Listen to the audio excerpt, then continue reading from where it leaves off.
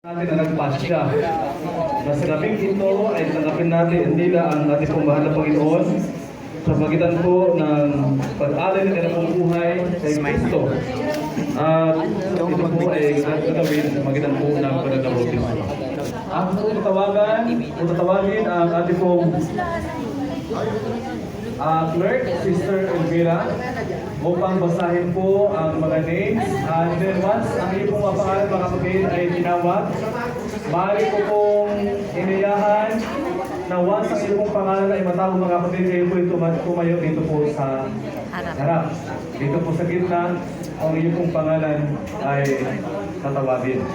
No? And then, after po ng mga kapatid, dahil ito po ay ginagawa natin ay po sa ating pong manual na bago po natin isagawa ang bautismo mga kapatid ay dapat binabasa sa harap po ng church ang mga pangalan upang ito po ay bigyan pagkataon ang bawat isa na ipanalangin at suportahan natin ang ating mga kapatid na ito.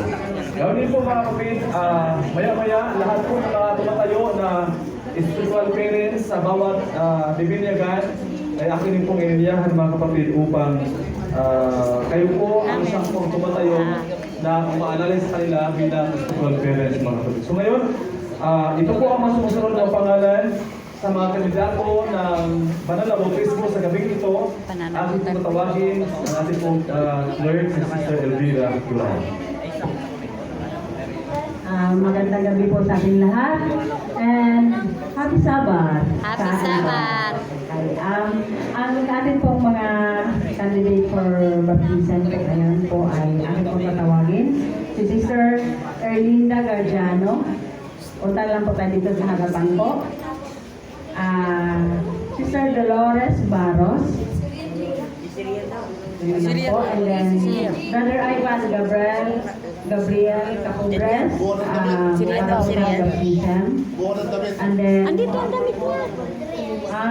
Razel Vida, Rian Jane Vida, Hannah Gargiano, Sister Jenny Vida. So yun po yan. Ako So mo wala sila lang Hana. Sila Hana? Wala si Hannah, si... Kumuha lang daw po ng damit. Kaya nahulog. Nahulog.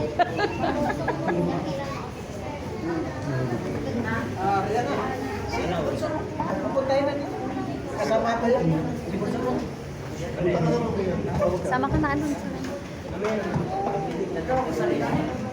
Kasali.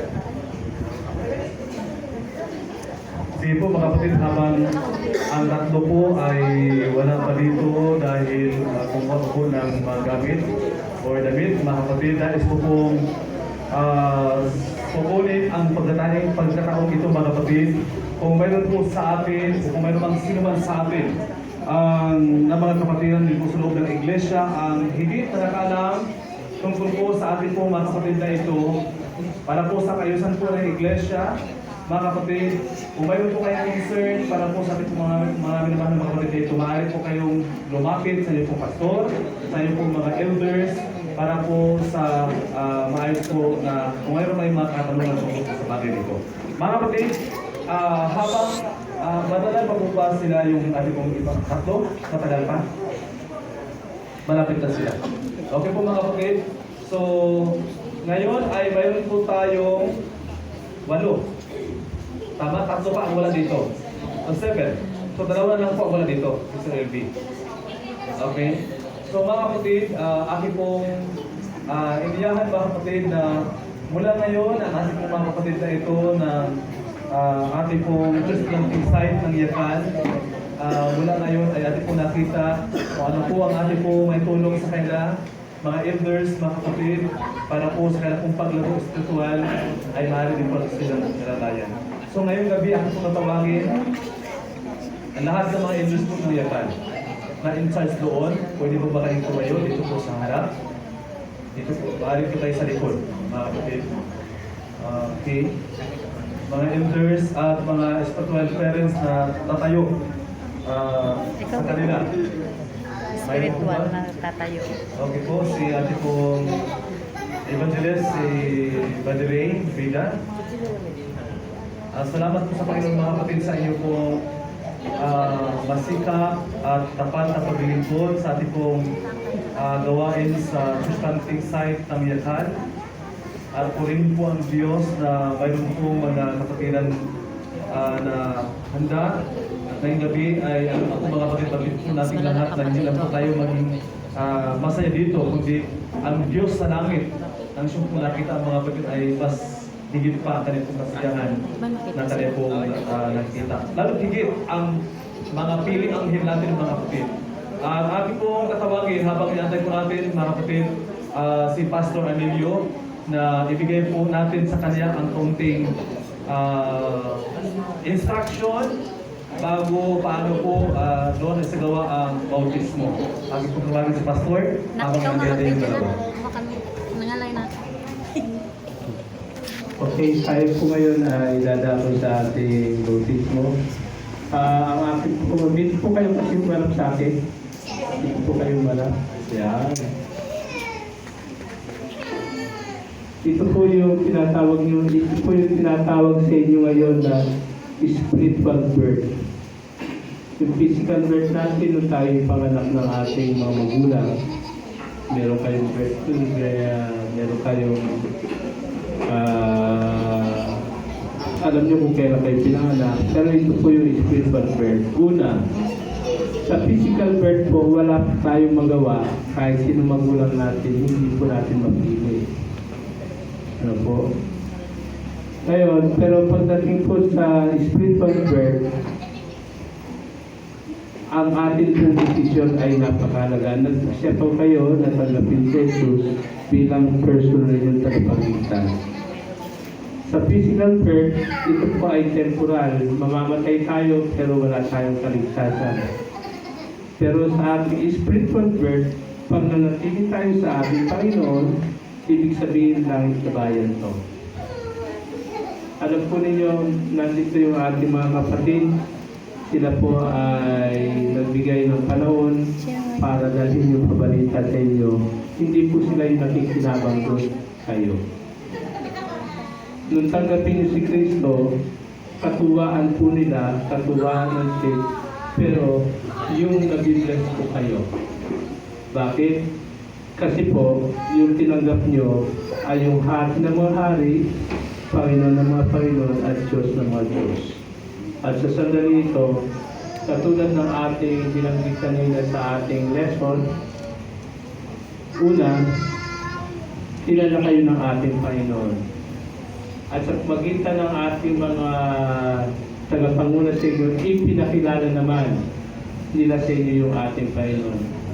Pero magpatuloy kayong kilalanin siya sa magitan ng pag-aaral ng kanyang salita dahil darating ang panahon na si Kristo'y mahayag, ang bawat isa sa atin ay dadalhin niya sa kanyang kaharian. Kaya sa bahagi po ito, tayo po ngayon ay dadapot dito sa ating binyagan. At sa bahagi ito, pinaliwanag naman sa atin ng ating mga kasama kung ano yung ibig sabihin ng bautismo. Tama po ba? Kasi hindi sila magpapasya kung hindi nila nalalaman ito. Malinaw po ba sa inyo na pinaliwanag nila talaga yung bautismo? Na pagkatapos po nito, ang ibig sabihin, kayo ay mga bago ng nilalang. At ito po yung mga bagay na kailangan nating alalahanin. Yung mga dating bagay ay nagsilipas na. Bagamat nag-ipili yung ating lumang pagkatao. Pero ang sabi ng ating Panginoon, sa John chapter 15, kahit sapagkat kung kayo'y hiwalay sa akin, wala kayong magagawa. Manatili po tayo kay Kristo.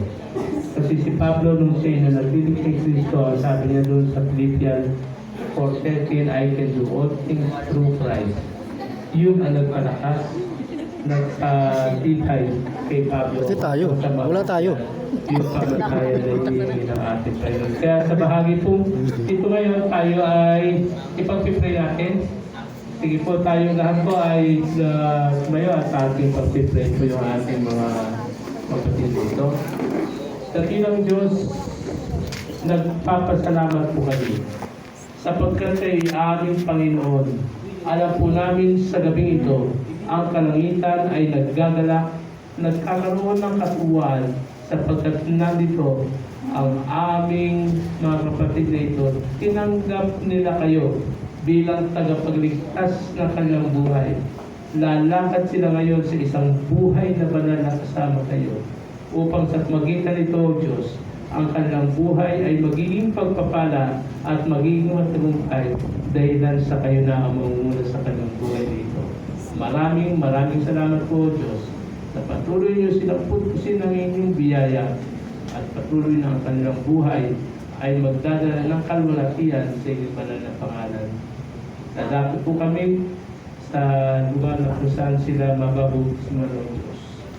Amin pong hiling sa pamagitan nito, sila po ay lalakad na sa isang buhay na banal na buhay na kasama kayo.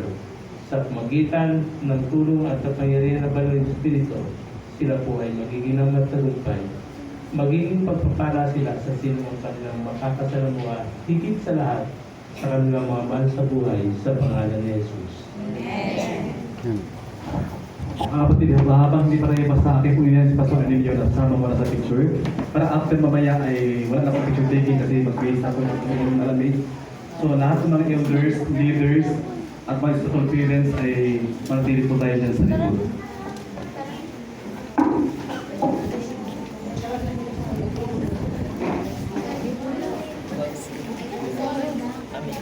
Ito na. Ma,